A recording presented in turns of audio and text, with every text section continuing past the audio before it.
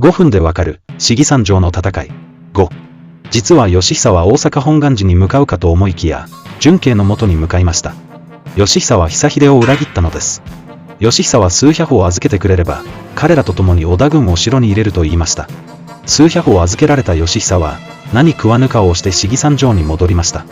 義久と預けられた織田軍数百は、市議山上の各地にスタンバイして朝を待ちました。10日朝、義久は松永軍に攻撃開始。この攻撃が合図となり、織田軍が城内に突撃。あっという間に本丸以外すべて陥落させます。10日、勝てないことを悟った久秀と久道は自害して果てました。こうして信長にとって殺すに惜しい男、純慶にとって憎き男は滅びたのでした。